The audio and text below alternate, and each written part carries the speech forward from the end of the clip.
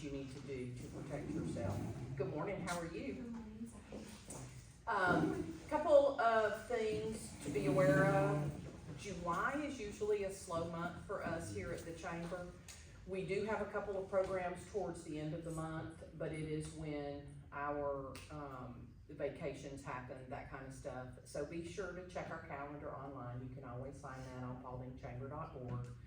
So check those things out. We do have a Spark program the last week in July, and it is going to be a QuickBooks session. So if you would like to learn more about QuickBooks or just do some refresher stuff, you can join us for that. This week, we have a couple of things. If you're a new member or just want to, again, be refreshed in what your benefits are, tomorrow morning here at 9 o'clock, we have our Chamber 101 Max. It's a deep dive into how to make the most of your membership investment. And on Thursday, we have a healthcare roundtable here at 9 a.m. And then Thursday afternoon, we have our monthly business after hours. It is a casual, open networking program over at Governor's Gun Club, just across the line in Powder Springs. If you'd like to join us there, it's a good opportunity to meet other members. It is open to the public, so a lot of times it's new people coming in to check us out and see what we're about. So make sure you bring some business cards and build your network. Stacy will probably be down in a minute. Holly, our third full-time team member, is our administrative coordinator. She's on vacation this week, sailing the Caribbean on a catamaran. Nice. Yes, we're very envious as her mother continues to post all the pictures that Holly's sending her. So, thank y'all for being here, and I'm gonna turn it over to Kevin. Howdy, folks.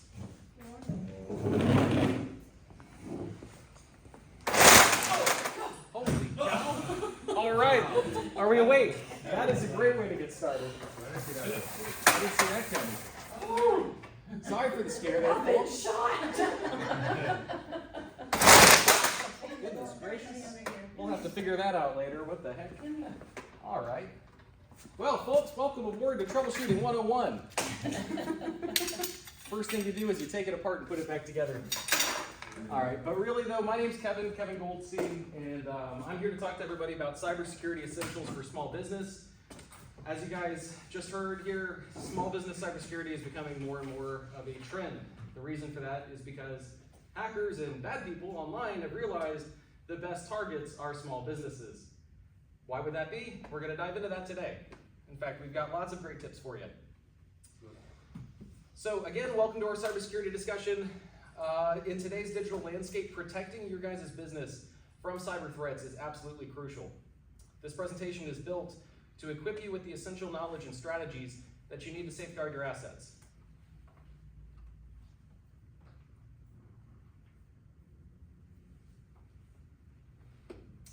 Excellent. So today, what you guys will be learning is everything you see on screen. I realize that might be kind of small for some of you in the back, but today, ultimately, my goal is to equip you with everything that you need to know, from the easy stuff to the advanced stuff. And don't worry, we're not going to get too deep into the advanced stuff, but we are definitely going to talk about it. That way everybody understands the full scope of what's happening out there in the real world right now online. Some of the things you're going to be learning about is the difference between antiviruses and anti-ransomwares, different kinds of softwares that you can use to protect your business, your devices, things like this. We're going to be discussing VPNs. We're going to be discussing prioritizing network security instead of just one particular computer security. And we'll discuss why that's important. We'll be discussing avoiding system mobility, and we'll be discussing what zero trust security really means. Amongst other things, today you guys will be leaving with a well-rounded understanding of how to better use your IT hardware. This is me. Hi, I am Kevin Goldstein, as I said a few minutes ago. Being your presenter today, I wanted to tell you all a little bit about me and a little bit about how I got here. So, long story short is I've been in the IT space for over 15 years. I first got my hands on some equipment probably over 20 years ago for sure. Probably when I was about 8 years old. I think my dad had gotten me the first super cool piece of equipment I had ever owned, and I really thought I was the bee's knees. I mean, this was it in the late 90s, early 2000s. I had a Game Boy Color. All right, a color screen for video gaming. It was a big deal, and you know, just like anybody else that age, you know, I would tinker with it, and eventually, though, I ended up taking it apart, and that's when I really realized there is a lot going on inside this little handheld thing. Fast forward a few years, I got a PlayStation. Amazing piece of equipment at the time. Did the same thing. I was taking it apart, figured out, oh wow, there's all these little storage compartments in here and you can expand it and make it better. And that's really where my love of IT had first began. Fast forward to the age of 13, that's when I was a little rascal online with my buddies, doing the typical kid thing, playing video games with your buddies, hanging out, and the friend I was hanging out with wound up being cyberbullied, quite badly. And he's to this day still one of my best friends. So I didn't like it too much. I didn't like that he was feeling such a way, and it was made this way by a stranger on the internet. So what we ended up doing was, the next time this guy started harassing my friend, I had found out by Googling that you can simply download a software. Software is called Wireshark. And when you download this software and you use it while you're on a chat session with somebody, it reveals their connection information. In other words, he thought he was safe because he was in a video game talking to people. But what I got was his parents' names, the city that they're from, the internet provider they use, and their IP address, which means that at the time, if I was more advanced, there could have been all sorts of havoc wreaked from that IP address. IP addresses are very similar to having a letter addressed to you. What's to stop somebody else from opening it? The law is the only thing, right? In your moral compass. So the point is that I had realized there is a vast amount of information, easily accessible. And at the time, again, I was 13, so if I could do this as a 13-year-old, just imagine what somebody who had put their mind to it with a malicious intent could really achieve. That incident is what sparked my love of information technology, security. Outside of just information technology, this is what really sparked the security side. Since then, I have worked, again, for 15 years as an IT analyst, but now I have gained a great amount of information regarding corporate infrastructure, regarding small business infrastructure, and how to keep them all safe and driving together if you are a local business representing a corporation. Today we're going to also have some practical insights. I'm going to discuss real-world strategies that you guys can use to protect yourselves from the emerging cyber threats. So I thought that the best way that we could do that was to literally show you what an arsenal of tools from a hacker looks like. Hey, welcome. You're not gonna hack into our system, are you? No, of course not. Everything is completely Probably unplugged. could, but Everything is completely unplugged. We're going to briefly talk about some of these items. And by the way, these are all on display so that you guys can come get hands-on with them if you want at the end of the day, or at the end of the session here, and just kind of see what people are really using right now. This tool, actually this guy we'll start with. This is a reverse shell. And so what this little USB does, which looks like a very standard USB, the other side you put some internet into it, totally fine, right? But if you put this under a desk or in an unknown location, what it allows you to do is it takes the business, if you consider the business being inside of a turtle shell, it's the turtle, right? It takes the business and it takes the top off and it flips that shell upside down. So in other words, you plug this in and you can access the business anywhere in the world at any time. And when I say access the business, what do I really mean? Well, I'm not talking about swiping your computer password, which has a lot of value. I'm talking about swiping the business. I'm talking about being able to exfiltrate the emails that come through the business, not just for one person, but all emails. I'm talking about managing and controlling the computers in that business, as well as every single smart device connected to their network. Your smart TVs, your light bulbs, your sensors, all of these things are open to the internet, and unless you secure them, that's going to give somebody reverse shell access without even having to use one of these tools. and that's a piece of equipment that does that. Exactly right. Now we do have a virtual equivalent of this equipment just to really, frighten everybody, I Makes guess. it even worse. Right. The virtual equipment does exactly what you would think. It does the exact same thing as the physical equipment, but virtually, which means if you want to commit some sort of a cyber crime, you don't have to be there. If you have a targeted adversary and you do need 100% access, then nothing would stop somebody from walking into a business and saying, hey, could I get a cup of water? And when that person leaves the computer, they could just plug that right in. It takes less than 5 seconds for this next tool I'm going to show you guys to not only steal your password from your computer, but also every single username and password and email from your Google Chrome, your Microsoft Edge, your Safari browser, Firefox. This is the Rubber Ducky. You guys, what does this look like? Shout it out. What does this look like? USB drive. A USB drive. Goodness, you're exactly right. It sure does look like one. What if I told you this is a keyboard? A keyboard. That's right. This little USB, if I had my pen with me, I'd bust it open. But on the inside of this USB lies a little slot where you can put a micro SD chip, just like you have in cameras. But guess what? What do you load this SD chip with? You load it with keystrokes. In other words, when I'm at home, and if I'm a bad actor and I'm thinking, if I want to steal somebody's information, I need to type Google Chrome, passwords, download, email it to myself, all these things, all these commands. This does that for you almost instantly. It types thousands of times faster than any human alive can. This is the big one that you hear about being, in fact, actually, if anybody's a Mr. Robot TV show fan, this is the device from the show. It literally takes less than 5 seconds to steal everything about your computer. And the best thing is, if you give it about another second, you can set up a virtual shell using this. So what you're saying is 5 seconds after I plug that in, it knows what to do as soon as I plug it in. It runs the commands, it does everything I asked it to do, and there's nothing else the person at the business can do at that point. It's completely gone. silent. Exactly right. There's no indicators.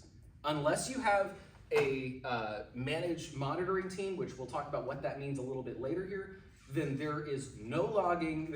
I mean, it is completely silent, and this is deadly.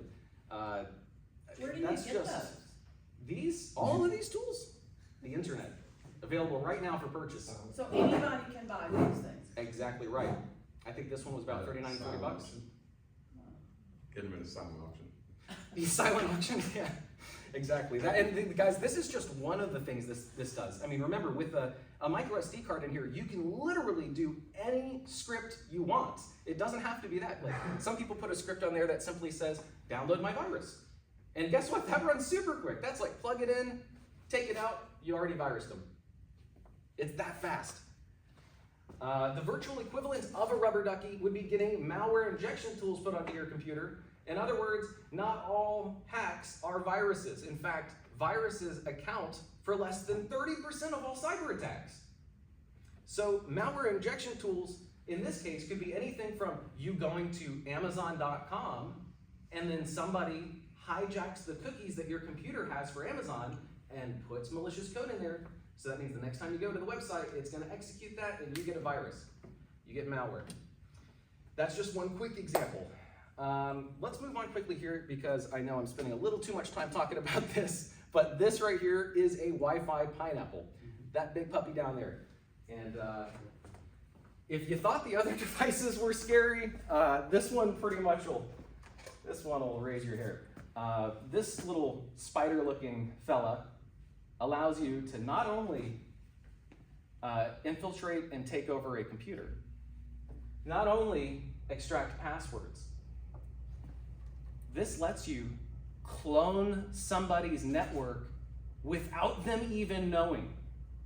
In other words, at the Chamber of Commerce right now, if we plugged this in and we ran a script, what would happen is that every single person's phone in this room would receive a message, because you're within radius of this radio. And your message on your phone would say, am I familiar with the Chamber of Commerce Wi-Fi? It says I am, so I should join it. And once you join it, anything that happens on that device, cell phone, computer, doesn't matter, it will be logged and it can be viewed by the person on the other end. Meaning if you then access Wells Fargo's application on your mobile device, you have now had your identity stolen just by being on a business's Wi-Fi network, which is crazy to me. There's very little security right now in the business world. By the way, the equivalent of the Wi-Fi pineapple, as you can see, there's a bunch. The Wi-Fi pineapple and all of these physical tools are really used mainly in specific scenarios when somebody needs somebody else to be spied on or some sort of critical data stolen or infrastructure information. The virtual tools are where most of the action happens. So as you can see for the Wi-Fi pineapple, the virtual equivalent has lots of options. Everything from John the Ripper to steal passwords from your encrypted data to Metasploit, which when you run this program, it allows you to see every single vulnerability on a network. Meaning if we didn't patch this computer and that computer, but this one's super secure, it doesn't matter. It's gonna say, these computers don't have the latest security update, which means we can move on into invading them. And it does that for you automatically. It's very powerful stuff and it's scary, but that's what we're dealing with. And so I wanna make sure everybody has a good understanding of what the hackers are using. Now, why the heck are they targeting small businesses? You know, these are good folks, right? These are hardworking individuals trying to make a living doing what they do best. But because most folks who are in the small business world are in the small business world, hackers have easier access to them. There's more of them. In fact, more than 60% of, actually 82% of ransomware attacks last year happened against small businesses. Not only are they easier to access due to security measures being much more lax, but there's a lot of financial gain. You wouldn't think, well, gosh, question. Specific one right now, auto dealerships are Bingo. writing contracts by hand because Yes. one CDK auto dealership got hacked Yes. and the system is used by thousands of auto dealerships Yes. and it shut down. Yes, They it shut did. down the nationwide processing system for all auto dealerships. It just came back All up of it. last night, I think. They're yesterday. writing them by hand. Yeah. And I don't think they're doing anything yet because it's still unsecure. They gotta lock it all Yeah, down it's again. not- Yeah, they What actually next? took their whole data center offline. Yep. CDK Global is the company who got hacked. And you're right, every single, just think about the fact that we've got how many dealers here in Paulding? Yeah, and one of those gets plugged into one computer, took down the whole network nationwide. Yes. And you know what, we'll talk more about how this really happened later, but that hack could have been stopped, the entire thing could have been stopped if one employee would have made one different click on a computer, specifically in their email. Attacking local businesses gives these hackers a gateway into the big leagues. Okay, so if they hack our, what's a great example? Let's just say our local AutoZone, franchisee down the street here. Not throwing AutoZone under the bus, but just saying, AutoZone. You might end up getting a virus, or let's just say something more common, like you end up getting a call from a customer, and you're working at AutoZone. They say, hey, let me send you a picture of my car. I don't know what kind of part I need for this, but my AC is not working. Can you tell? Here's a picture. They send you the picture. You open the picture. When you open the picture, malware executes, and they download a virus to your computer. Because you can hide viruses and everything from pictures, documents, to even plain text emails. Actually now, you don't even need to execute anything. If you just open an email, you can get a virus. It's very expensive for hackers to do that, but it is out there. The point is though, as soon as they get that local franchise, somebody, somewhere in that business is going to log into QuickBooks. They're gonna log into dealer management services. They're gonna log into their AutoZone corporate profile. And you know what, it's great if they have antivirus running. That's not gonna stop the person watching. He's already there. He infiltrated from an open computer, so he's there, he's in. So everything you do on that network is now compromised. Every customer that swipes their credit card, compromised. The reputational damage from having a cyber threat hit you is insurmountable. As you can see, Google reviews gone down. What does that translate to? Loss of business, major loss of business, especially when you consider that if somebody Googles your business, the first thing they're gonna see is FTC sues local business. That's not gonna help. And of course, fewer resources. Smaller businesses typically have a smaller IT budget, if one at all. There's a lot of local businesses who don't even consider an IT budget yet because they don't think that they're big enough to do so. And unfortunately, if that is the case, then those people are putting themselves very much out there and wide open to cyber threats. Let's discuss some real world consequences here. Oh, hey, look at that. I was Yep. cutting edge. I was Exactly already right. on your. The real world consequences, just from about a month ago alone, is the car dealership breach of CDK Global. 15,000 dealers had been compromised.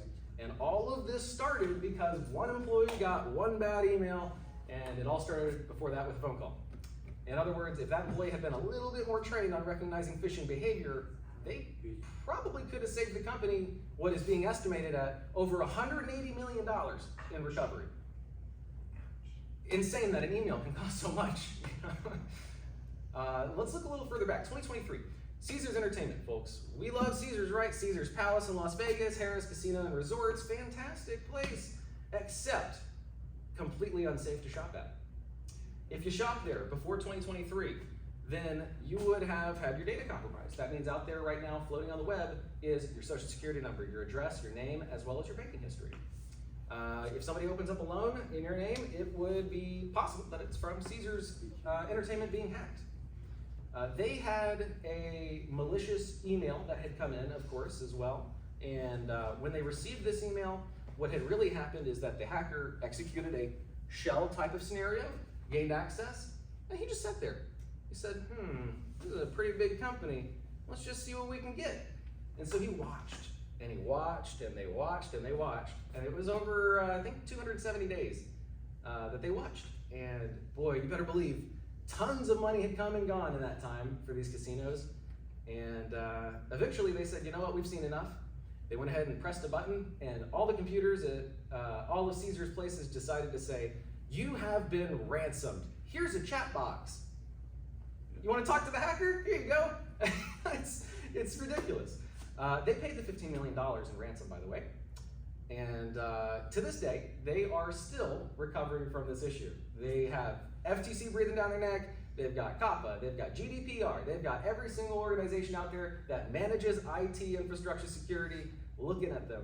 And we don't even have an estimate as to how much damage is going to be done for them yet. Did they find where the money went? Well, so they never stole the money from them. They ransomed them. They watched, they collected the data, and Gave that it was to the them. valuable part. Just gave them the money. Yeah, exactly. They The didn't casino steal and the anything. employees basically gave them the money. They said, here's all your customers' information. If you don't want us to release your customers' information on the internet, you pay us $15 million by the end of the day. But not just the internet, the dark web. Yep. They'll put all that on the dark web. Right. And that'll get snatched up instantaneously and people start getting hacked faster than you can. I mean, you start seeing accounts opening up in people's names and it'll just be a snowball. It's exactly right. So they said 15 million? Cheap.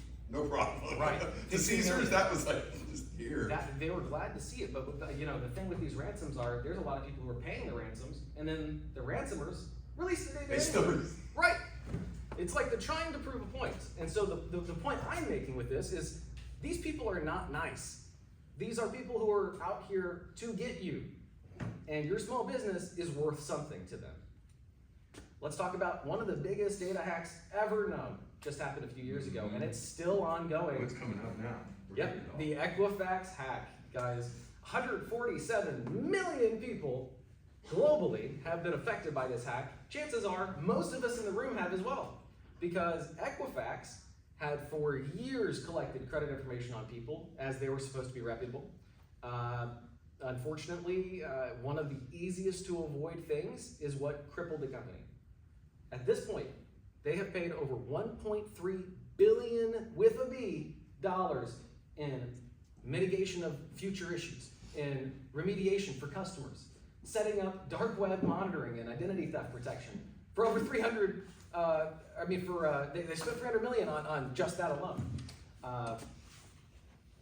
The whole hack here could have been avoided if somebody who manages IT for this company would have clicked the install button on a Windows update.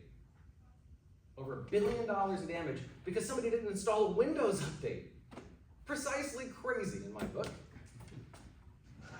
Let's talk about the financial implications of some cyber attacks on small to mid-sized businesses. The average cost of a data breach is over $4 million, almost $4.5 million. Now, I don't know about you guys, but for me, as a local small business owner, especially in the cybersecurity space, I don't have $4.5 million on hand to go pay off this random bill that came in. And if you do, then you have a fantastic business. You definitely need to up your security. The average time to identify and contain some of these issues, here's a scary stat, 277 days. 277 days. Somebody can be sitting there watching your customers come in, come out. They can be watching your employees log in. They can be seeing all those messages in the Teams channels. You know, who knows what it is? They can access it. The reputational damage, again, incalculable. Who knows how much that'll cost you if you can even reopen your doors, period. Fun fact that's not on the screen, most businesses who are small to mid-sized businesses who end up getting cyber attacks on them, they close their doors permanently within 6 months. Over 60% of the businesses who have been attacked have closed their doors within 6 months. And if you're not an LLC or a corp, they're still coming after you personally, because Yep. closing the business doesn't get rid of the liability. Right, and the thing is too, this is the saddest part of it all to me, is that, you know, somebody gets attacked. They have their identity stolen, the business is crippled, they file the bankruptcy, they try their best to get things going again, they take a second mortgage on the house, you know, whatever it is, but then they don't realize the problem is still existing on their computer, and so they take that computer home. They go on their home network. Now their mother, their sister, everybody in their family who comes and gets on the network is gonna be attacked too. And then now you've got not just a business attack, but you've got an entire family being taken down. I mean, it's more money for them. They don't care. The regulatory fines. Ooh, this one has quite a range, guys. The most minimum fine you can have, at least from my research, and I spent hours looking on various websites for all of this, but this particular item, $2,500 is the minimum per incident, per device, per day. So in other words, if you're like, you know, my company, for example, we've got a few computers. That means every single computer and device, meaning iPhone, smart bulbs, smart TV, anything in the network that is compromised counts as a device. So that's $2,500 times each of those devices every single day. And of course, that goes all the way up to 1.5 million per device per day. And so you can quickly see how insanely out of hand these fines can get. The cost of downtime, that is something each of you will need to figure out yourself. What does your business cost? How much does it cost to run daily? And how much is it going to cost you to be down for a minimum you should consider of 3 weeks. Realistically, you could be down for multiple months. And if the FTC gets involved, you could be looking at over a year.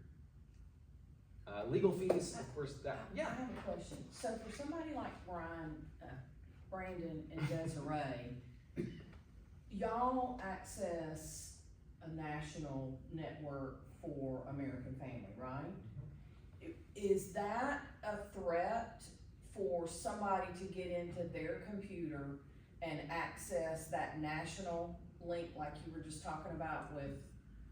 Or somebody in Right. another state farm agency gets hacked, or American Family, where do you work for now? But yes. If they get hacked, every other guy in the network, in every other Asian country. Okay, so now that you have us all just Sorry, scared to death, Yeah. you're gonna get to the part where you tell us how not to let that happen, right? Actually, this is where I wrap up, guys. Have a great Yeah, I'm just leaving now. Here's my card when you call. He starts hacking all of our devices. He's The good news is you're going to get 5 easy solutions and then 5 more advanced steps that you guys can. Hey, I'm already booking you for like 2 or 3 other sessions. Well, fantastic. Good. The more we can spread word about this stuff, the more we can secure our area, really. Let's look at this pyramid real quick, guys, because the way that I kind of designed this is to give you an illustration of how everything funnels in. So the widest mouth here is phishing.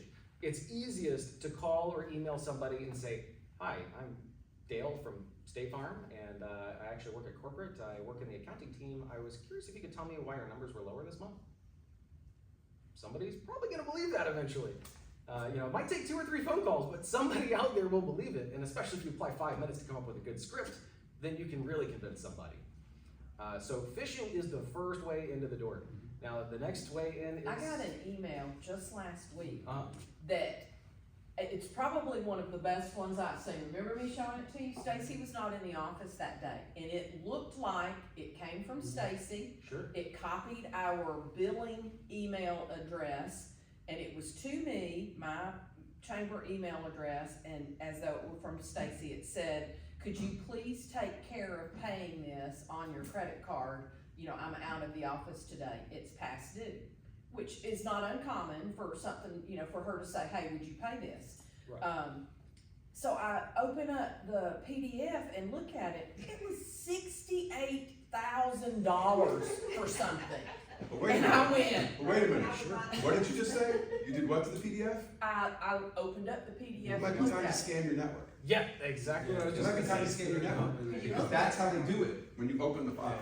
So there's two things that could be going on here. Either A, you're being spearphished and somebody out there is targeting you. They spent $15 online to get a little email server and they send an email with her address on it. Or what could be happening is that you do have somebody already on the inside and they genuinely have access to her email and they sent that email and they deleted their tracks afterwards. So I definitely think it'd be worth, you know, if you guys are having those kind of things, you definitely should, you know, either us should chat or somebody, you know, chat with somebody at the minimum. I was gonna say you pay it. No. Oh, God. Well, that brings us to the next item, which is insider threats. I'm just kidding. But really, though, a lot of these attacks are happening from insider threats. Now, this doesn't mean somebody's being intentionally malicious who works for you. This just means that somebody who works for you had caused this accident. And as we saw with Equifax, you know, it's as easy as installing a Windows update sometimes, or receiving the wrong email. So insider threats are the second largest cause of cyber incidents today. I think a lot of people don't click on install this because of their fear for, is this real or not? I mean, I know that that's us. We don't typically click on anything that we don't know, but Sure, yeah. this looked so real, I really thought it was something I had to pay. Yeah, I get you. But it's, Until I saw it's the amount. convincing. I worked at Wellstar Health System, big hospitals all over the place, okay? And our security department, after we had classes online, you know, everybody's mandatory class to know what security is, what not to do, everything, right? The next week or the next day or so, it was going out because IT was sending them out themselves. And, The phishing emails, right. yeah, Yeah. to do As a it. test. To do a test. Yep. And people would send their emails, they'd do a screenshot, I told them how to make the screenshot, and send it to me before we do anything, but what they were doing, they would say, oh, you just clicked on it, you've gotta take the course all over again, and they'll make them keep doing it until Mhm. they realize everything yeah. you're doing is wrong. That's, So I thought that was pretty ingenious to make them aware, but it terrified us all the time, you know, and it would say it came from HR and your benefits have gone or something. that's It one of the was most always common something. training techniques right now, and it's an effective one too. Mhm. Like you said, yeah, Cigna does it, my former company Rollins does that, I mean, it's Maybe a they good. do that. I just report everything as phishing. Like, I don't know what it is, it's phishing. Yep. I think That's what they want you to do. Yeah, it's phishing. Well, guys, we discussed phishing, we discussed insider threats. Let's discuss some malware, because that is not your most common mechanism of getting a cyber threat. A lot of people think, well, you know what, I need to have Norton antivirus, we're safe. We're not. We are not safe. Not only does antivirus, yes, it plays a vital role in the overall protection of your system, but not only does it fail to protect your company adequately, but the antivirus itself can be exploited too. It's a program. Programs have bugs. And if somebody finds out about that bug, you are absolutely donezo. So malware is the third most common problem. And again, you can receive that malware from phishing and the insider threats as well. Man-in-the-middle attacks are what you see a little less commonly, and in fact, as we get closer towards the bottom, another thing to note is that the severity of these attacks are going up. So the man-in-the-middle attacks is where a lot of the time you'll see this physical equipment used.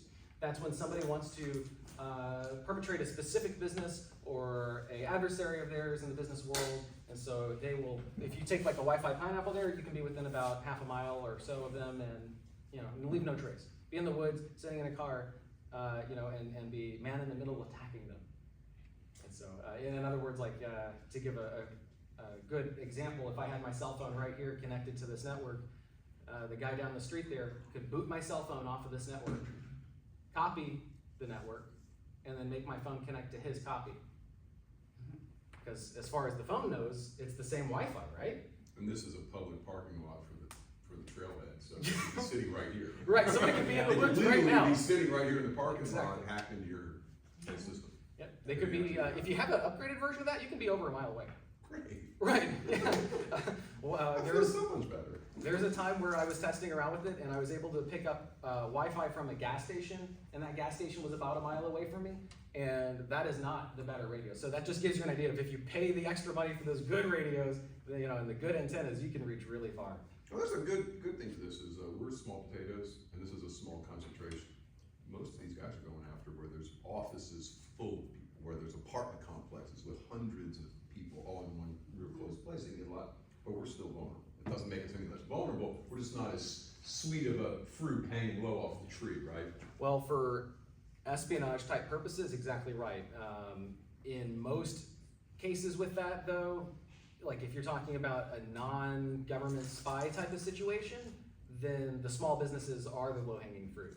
You know, that is the easy, quick, cherry pick money makers. Because we don't have the infrastructure to make, Precisely, right, nor the manpower to Right. respond to every cyber incident. or the finances to. Or, yeah, Make it. exactly, to sponsor such a program. And nor does many small businesses, you know, follow FTC guidelines in terms of having a disaster recovery plan and having specific procedures in case your employees do run into phishing. And so, you know, these are all things that ultimately, you know, build into the next stage, which is ransomware. You know, most attackers, unless it's just some 13-year-old kid online using a virus he downloaded for 15 bucks, you know, most hackers are going to be trying to exfiltrate as much money from you as possible. They do that through ransomware. In the end, business email compromise is pretty much one of the worst things that can happen to you. It means full data breach. They got everything. Sorry, but you might as well just call the FTC down. You know, it's the worst thing that can happen. Let's talk about a couple of quick cyber facts. Check the time here, make sure I'm good. 82% of ransomwares target companies with less than 1,000 employees. So like we were just talking about, you know, the big corporations maybe being the eyeballs of the hackers, you know, catching the eyeballs. That's not true. It's 82% of them going for the small businesses. Again, low-hanging, easy fruit. 37% of those who were attacked had less than 100 employees. Almost half. It's insane numbers to me. And then we'll talk really quickly here. I don't want to spend too much time on this one, boring everybody to death, but there is, of course, legal concerns when you're talking about cyber threats, and we talked about a little bit of it, but here's some specifics. GDPR, so if you're running a business online, maybe in some way, shape, or form, you touch data from Europe. Maybe somebody registers on your site, maybe somebody ends up doing an online order, who knows what it is, but if somebody in Europe ends up touching your website, your company data, then you need to follow GDPR, and you could be facing fines up to $20 million, or 20 million in euros, or 4% of the global annual turnover for your company. CCPA, these guys have ranges of penalties from $2,500 all the way up to $7,500 per incident. Again, this is per device. That's pretty standard across the industry. And the only reason you guys would ever have to worry about that is if you're doing anything in the US which involves California. So, you know, if you run a website and you get traffic from California, that's something you need to be aware of. Check the stats out on Cloudflare or use an online website like that so you can see where your traffic's coming from. And that way you're covering all your bases. And of course, HIPAA. We can't leave HIPAA out. They have fines ranging from $100 all the way up to $50,000 per violation. And of course, healthcare data breaches are also some of the worst things that can happen because there's so much personal data there. FTC had to have a slide of its own because FTC. So the big item here, number one, is the safeguarding rule. Any business that operates within the confines of the United States has a duty to develop and maintain a comprehensive information security program. And I know it sounds somewhat trivial, but if you're working at home and maybe you're just a lone operator, maybe you've just got one or two people and it's you and somebody else, you still have the same obligations. It's terrible, yes, but it's true. Just get some sort of pen to paper and come up with a plan so that if they ever ask you, you can tell them, here's what we do if we get attacked. You know, here's the devices we take offline. And here is how we remove the threat.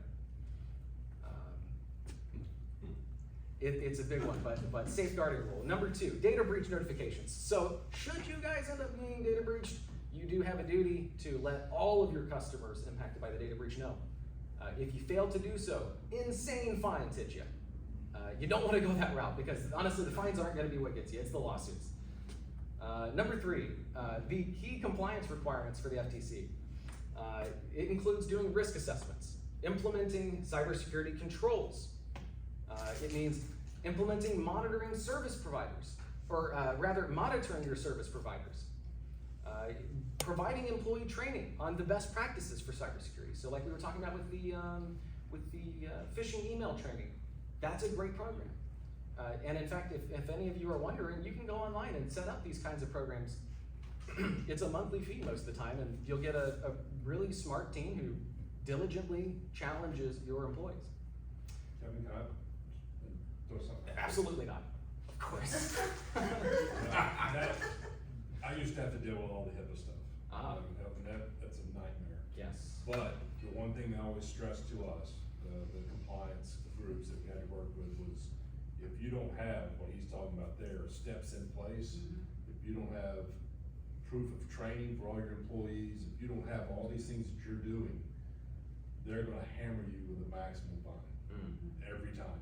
But if you're doing a lot of stuff, okay, They'll you're work with trying, and you're doing all the stuff we ask you to do, they'll take it easier on you. They're still gonna stick you, but they say they will go easier on you if you are doing all the steps, but not doing anything, they're gonna hammer you. Yeah, this is exactly like keeping your corporate books, right? Like if you don't write down meetings and don't put anything down. Right. You have some sort of. You need suit, ledgers. And they come in and look. Right. You can just throw your LLC away, or you Yep. can throw your corporate, because you didn't track anything, you didn't document anything. So this, it could literally be pencil and paper in a 3-ring binder that says, this is our data breach, process. And it doesn't have to be this major thing, it just has to be A plan. somewhere and applied, and you can show it. Yes. Now, Have granted. employees sign it. Yes. Right, They yes, actually exactly did. right. It needs employee signatures, you need some sort of verification on it, and it needs He's to the be. guy that can tell us all the details. Right, yeah, it just needs to be a little bit more, like, don't just write down, like, get virus, turn off network, like, that's not good enough on that one. But yeah, definitely, of course, I could feel free to give everybody whatever details you need later. The same for the cybersecurity insurance as well, like if you don't go through those steps, they won't make Yes. your claim at that point. That's a good Exactly. point. That's And a in really fact, good point. there's a bunch of businesses about 2 years ago who really got started with cybersecurity insurance who are now being dropped because they didn't take the right measures. So imagine you're paying somebody for a year or two, and then they're like, "Hey, now that you need us," By the way. yeah, right, bye-bye. That would be awful. So now we have really dived deep into everything that's happening in the hacking world. Let's jump into 5 simple solutions on how the heck we can still, help stop these. Strong password practices. Everybody talks about strong passwords, but why on earth do we talk about it? It's because length matters when it comes to passwords, okay? Use passwords with at least 12 characters, please. Anything less than that is just too easy. I mean, you have to know that on the other end, if somebody does, snag your password from the air, it's gonna be encrypted, sure, but when they go to try to break that so that they can read your password, it's going to take them seconds if it's under 6 digits. I mean, literally seconds. In the middle here, it's very small, but I used to, back in the day, there was this chart here that, ultimately, it gives you an idea of if you ran one of the best computers in the world against a password with 8 digits, 9 digits, 10 digits, numbers, symbols, letters, how long it would take. It used to be that numbers, uppercase, lowercase, and symbols of at least 6 digits would take the best computer 5 years to crack. So that means somebody has to sit there for 5 years with their computer running to get your password. There's obviously better hacking methods than that. Well, here's the scary part. Now that computers are a lot better, and now that AI is fantastic at doing this stuff, that 5-year timeline has gone down. Any rough guesses at how quick this can 5 happen? minutes? Oh gosh, no, that's way too long. We're talking seconds. We're talking less than 5. How though? Because AI can calculate way Find faster. patterns. Yeah, way faster than we can. Yeah, and so you just basically, you work Brute with the forces of like 1 million lines of code a second, right? So really, I guess what you're saying is like the best way to come up with a password will have something to do like with not being at all, Yeah. Yes, right? Like it would be something. Exactly. Random as random can Letters, be. numbers, symbols. As Yep. random as random can be. if you saw my passwords, it would probably make everybody have a a heart attack or something, because the passwords I use are about 25 digits long. There are all sorts of random symbols. I even have letters from other languages in there. Nice. But here's why. The unique combinations not only increases the time it takes for them to brute force your password, but it also challenges, it challenges the hacker on the other end there to, to make sure that, goodness gracious, I lost my place here because this thing turned off.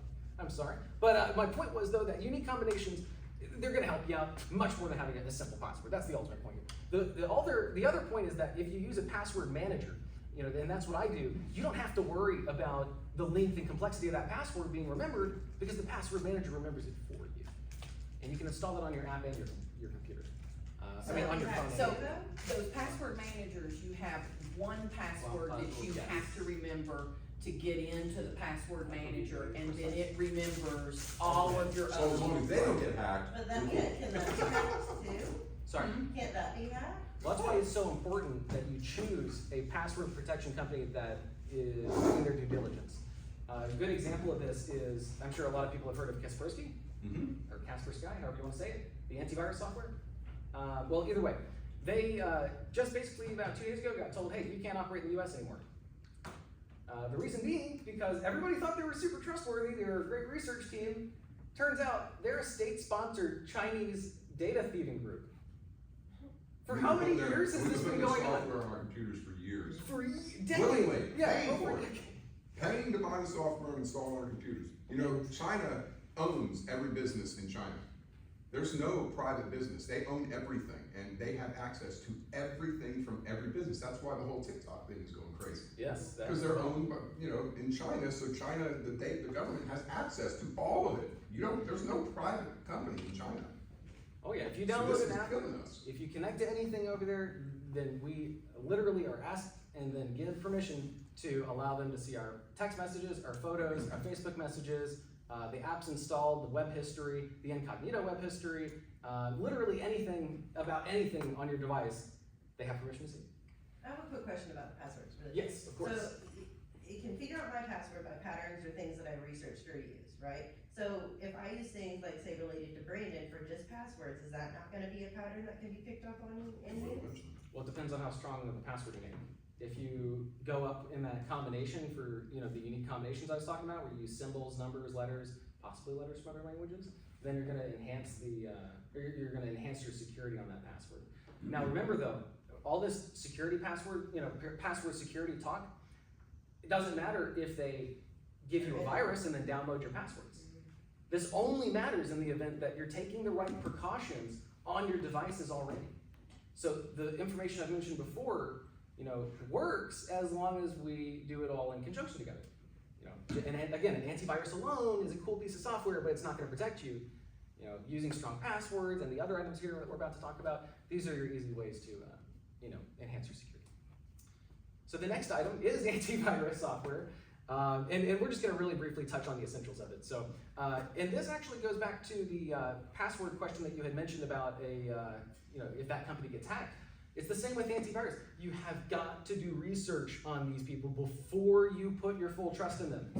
All right. Now, for my company, we use Keeper. That's my choice of password management company. They have a fantastic team, researchers, over 40 of them, dedicated at any time. By the way, 40 is just what's on staff 24/7. They're constantly monitoring the dark web.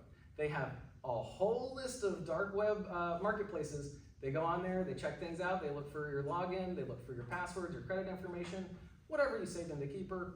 And if they find it, they let you know. And if you want them to, they can go on and remove it for you too. They have over 292 research engineers looking for the latest cyber threats. So, I really firmly believe in that company. So if you're curious about a team that I've done deep research on, I would recommend Keeper. As far as antivirus though, we just discussed how Kaspersky thought, everybody thought they were trusted. Of course they are not. So, everything that I've said, in my research has shown these companies to be reputable.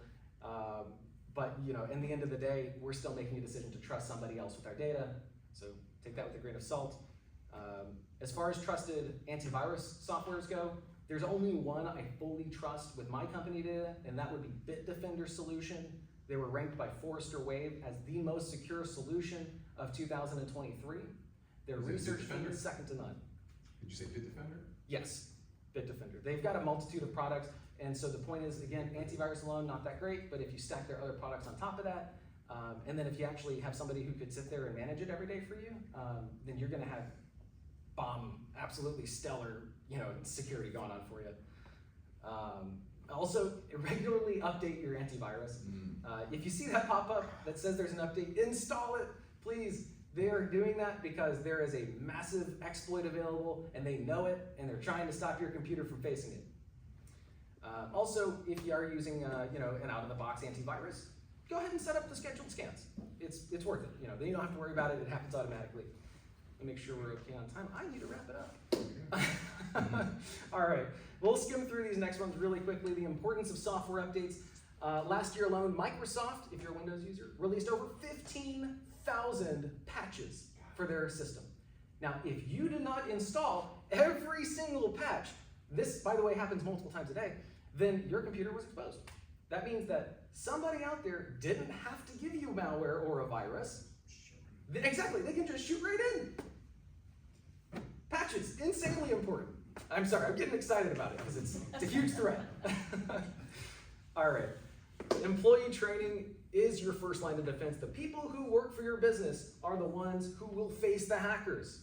And so we've got to equip them with the knowledge that they need to keep us safe. Again, have incident reporting processes at play. Have something there so that way if something does happen, they can let you know. I wanted to tell you guys about the 1, 2, 3 rule for data backup. Number 1, you need at least one backup. I mean, if we don't have at least one backup somewhere, what are we doing here? If we have our QuickBooks and all of our financial records downloaded as Excel sheets and stuff, pretty bad if that gets deleted probably. We need to have that one backup, we need to have that data at least in 2 formats. So in other words, you can have it here on the computer and on the cloud, 2 formats. But you need it in 3 locations. So what I do personally is I keep my local backup. I have OneDrive or Google Drive, depending on your preference. And Google and OneDrive, they don't guarantee their backups. So one day you could log in and everything's gone. So I use what's called an air-gapped backup as a second backup. That's my, or rather my third backup. That's my 3rd location. And a long story short on air-gapped backups, it means at the end of the day, there is a gentleman who goes into a big data room, he has a tray, and he goes, doop, doop, doop, taking all the hard drives out, and he goes and brings it into a windowless, airtight room, and he leaves it there overnight. That way, if something happens to your business overnight, it's off the internet. It cannot be stolen. It's air-gapped.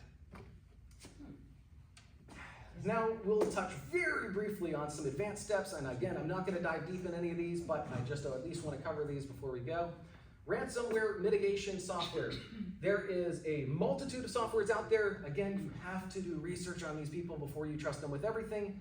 That image does not load, but that's okay. These 3 companies are the 3 companies that I have done the most research on myself. There are others, but in my opinion, these are the 3 most trustworthy, most reputable brands when it comes to ransomware mitigation. Again, I use Bitdefender. I wholeheartedly believe in their team. I've had numerous meetings with their teams in the Czech Republic, or gosh, is it the Czech Republic now? I think it is still the Czech Republic. Right? Not Czechoslovakia? I don't know, he's looking it up. I saw that look on your face. Not us. Anyways, the point is they've got multiple teams all over the world, and they are so good at what they do. I mean, like, if you can sit down and just talk to an expert of the most horrible online crimes and pick their brains, that's what it's like to talk to almost every single representative over there. I mean, they are really smart people. Bucharest, Romania. Romania. Romania. Apologies to the Czech Republic. Alrighty. Really quickly, let's talk about advanced detection and response solutions. MDR, EDR, XDR. Let's talk about the first one. MDR just means that you have a managed team. This is somebody who is dedicated to watching the inbound, outbound connections. watching the files that your team ends up downloading through emails or maybe any medium really. And if something comes up, then that team is notified, and that team can take action. And you have real human beings on the other end taking this action. EDR is almost exactly the same thing, except there's no humans involved. It's all done by the computer. And so you're trusting AI algorithms, which is fine. I mean, they are really good stuff, but personally to me, I don't trust my business with that alone. Make the decisions for your own business. XDR is what I use. It's an extended detection and response. It does the computer AI. It has a real managed team. In our case, we have over 400 folks who are watching any business protected by us for those cyber threats, and when a cyber threat comes up, they immediately neutralize it. In addition to that, with XDR, typically you're gonna have some sensors installed on your network. I usually keep 2 on each network. Air gap backups, we've already talked about that, but if you do wanna know, HIPAA and many others typically require that you use an air gap third-party backup. Dark web monitoring, here you guys can see how the web really works is you've got the .coms, the Amazon, the Facebook, all that on the surface. Down here's where all the actual data that runs that stuff lives. Down here's where all the credentials are.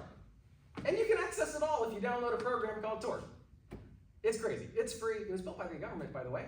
1982 ARPANET. So let's move on to advanced cyber attacks briefly, and then we'll be wrapped up. These are some cases that have happened that are real attacks that have really crippled everything from the bottom line to the infrastructure that they were targeting. Volt Typhoon campaign. This was a state-sponsored cyber espionage targeting critical infrastructure, and this was also sponsored by China, just like how we talked earlier about the CDK Global attack, which we can see down there as number 3. Again, 15,000 US auto dealers in local towns were targeted. So if you think that you're too small to be targeted, there's your example. It doesn't matter. They're taking money. That's the bottom line. And learning. They're learning from us too, so they can copy.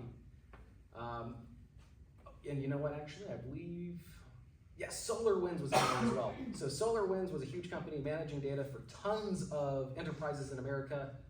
The former company I used to work at, they were unfortunately also using SolarWinds. And that company, by the way, was one of the largest in Atlanta. They bring in multiple billions of dollars every single year. And they, with all of their might and resources, also fell victim. And so it doesn't matter how big you are. The frequently asked questions here, and then I'll open it up to any open questions. How do I know if my business is at risk? Easy. You conduct vulnerability scans. You do some assessments. You try to hire somebody out to do some pen testing.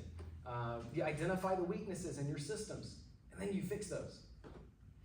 What should I do if I suspect that my company has been breached? Well, if you suspect that a cybersecurity breach has happened with your company, then you need to act fast, okay? Stop whatever you're doing.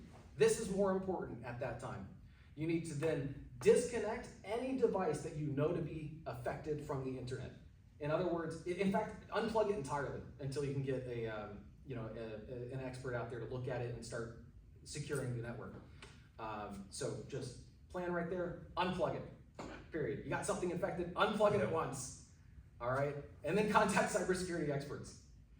Please don't try to remove them yourself. That's an easy way to get ransomware spreading. What are the key FTC rules that we need to know to follow?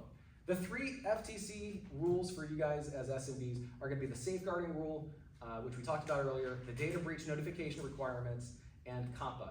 And COPPA specifically involves if you have any sort of business information about children, meaning like if you are, let's just say like doing mini golf and stuff like that, then you're gonna have families who come in, they're gonna put their name on the sheet, you're probably gonna end up emailing mom and dad, a coupon, whatever it is.